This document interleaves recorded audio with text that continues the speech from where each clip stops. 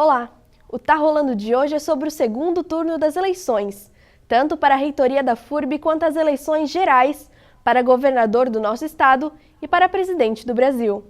Nossa equipe acompanhou os dias de votação e te mostra como foi. Então vem com a gente, porque já tá rolando!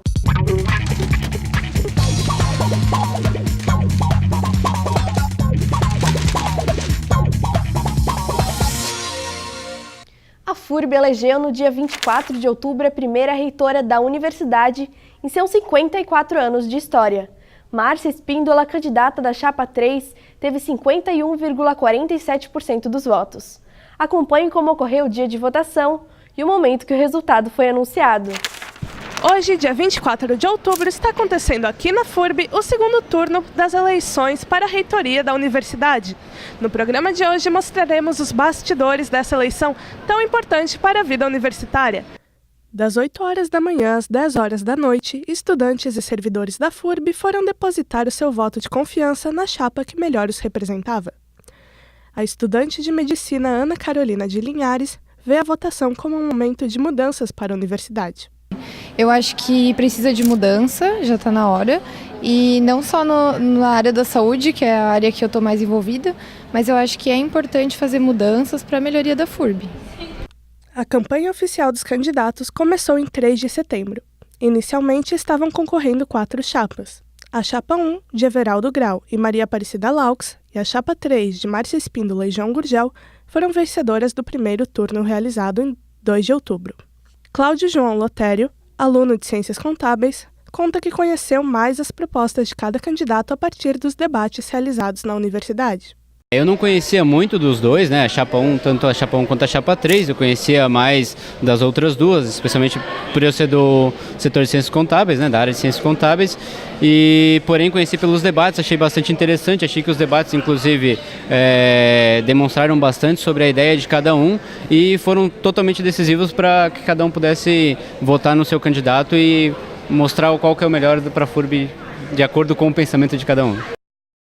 Na FURB são mais de 9.000 pessoas aptas a votar, entre servidores, professores, técnicos administrativos e comunidade externa. Contudo, a participação na consulta prévia não é obrigatória. A professora Fernanda Osteto destaca a importância do voto e de conhecer os candidatos. Nós estamos aprendendo a dar uma atenção maior na questão democrática, né, do voto. Isso vale para todos os âmbitos, né? Então a gente está mais querendo saber qual é o seu plano, né? Qual é a sua proposta. Então a gente já não se ilude apenas com material bonito, né? A gente quer muito mais. Eu acho que isso é um amadurecimento democrático, né? O resultado do segundo turno entre as chapas 1 e 3 foi anunciado pouco depois da 00:30, ao som das comemorações da chapa vencedora. 5, categoria 12.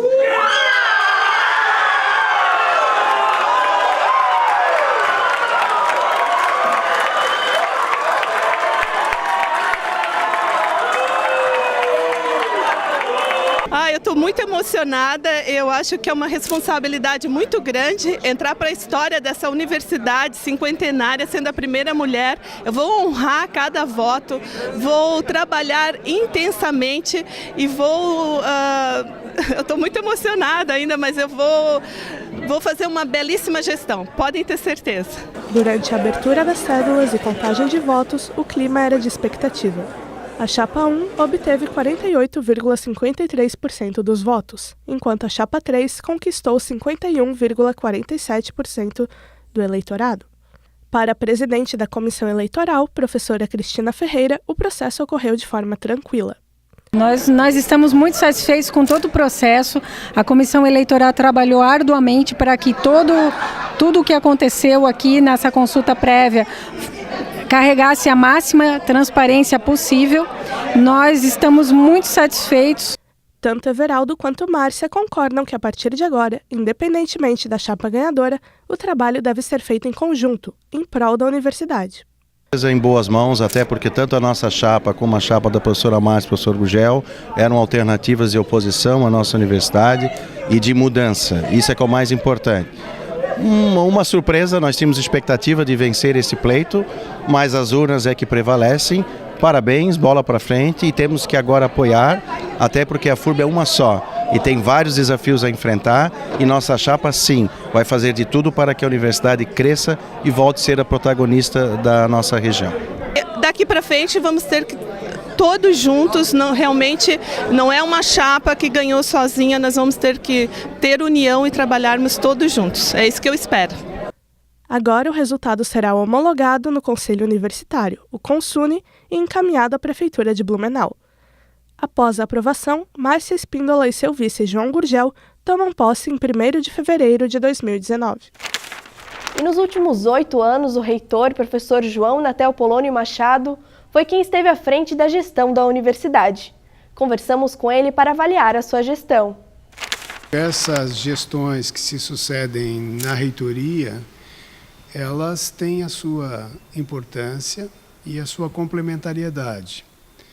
Não é possível dizer que houve uma ruptura do que existia anteriormente. E sim, muitos dos processos, muitas das políticas foram continuadas.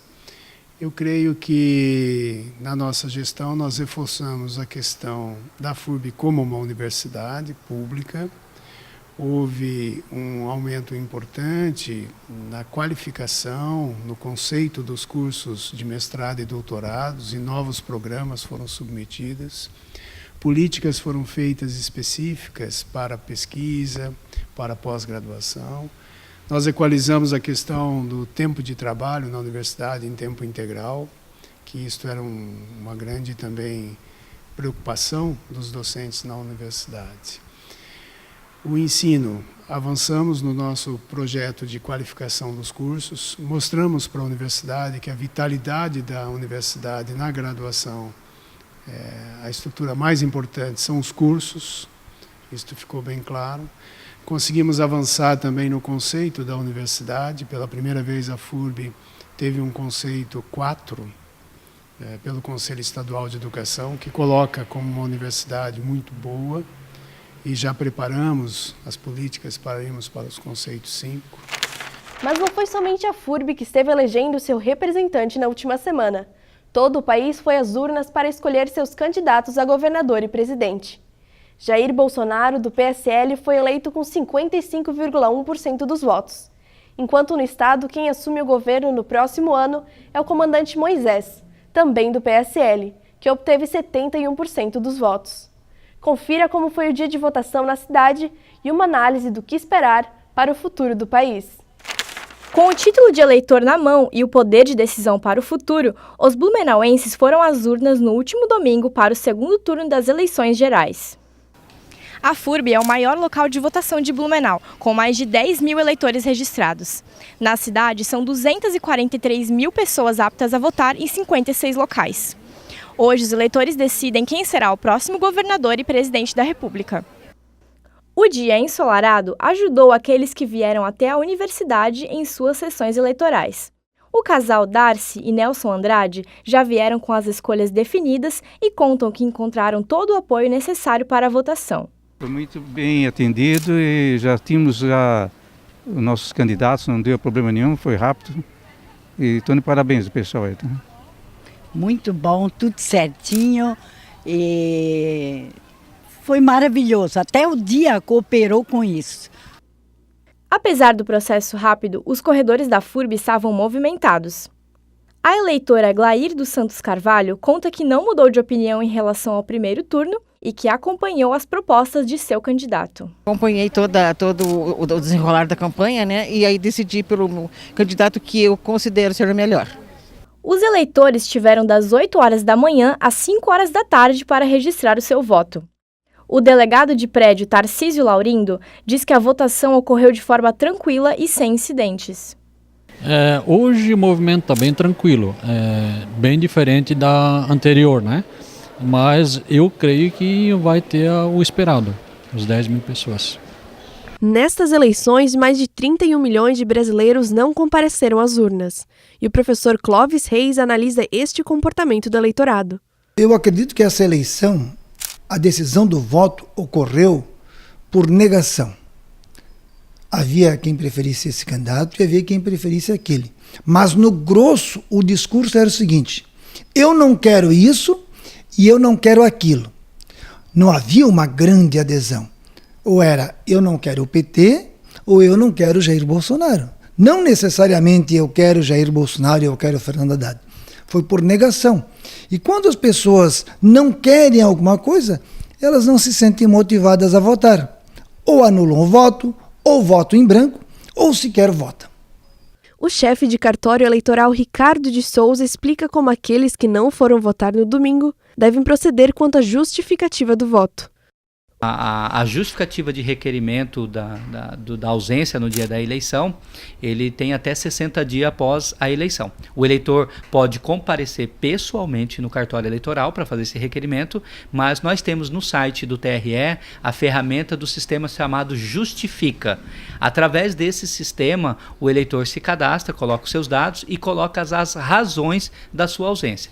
É importante lembrar agora que toda a justificativa deve ser acompanhada de documentos que comprovem o alegado. Então, o eleitor, através do Justifica, ele coloca os seus motivos e anexa os documentos também nesse sistema.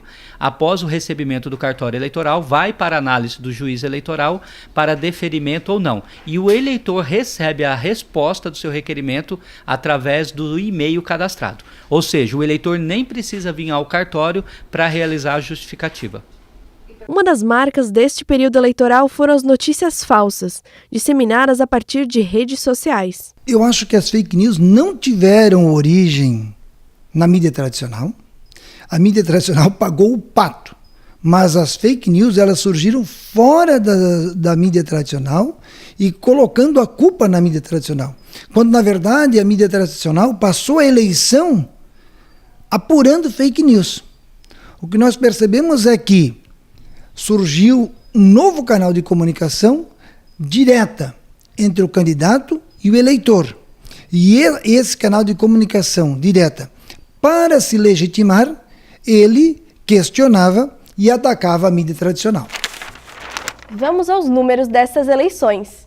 Em Santa Catarina, Jair Bolsonaro obteve 75,92% dos votos, enquanto Fernando Haddad, do Partido dos Trabalhadores, fez 24,08%. No Brasil, Haddad conseguiu 44,9%. Em Blumenau, o candidato do PSL atingiu 83,95% do eleitorado. Já Haddad fez 16,05%. Para o governo estadual, 77,41% dos votos válidos dos blumenauenses foram para o comandante Moisés e 22,59% para Gelson Merizio, que teve como vice o ex-prefeito da cidade, João Paulo Kleinobi. Em Santa Catarina, os votos nulos e brancos somam para presidente 7,36% e governador 11,73%. O presidente e governadores tomam posse em 1º de janeiro. O Tá Rolando de hoje fica por aqui. Siga o programa nas redes sociais e até a próxima!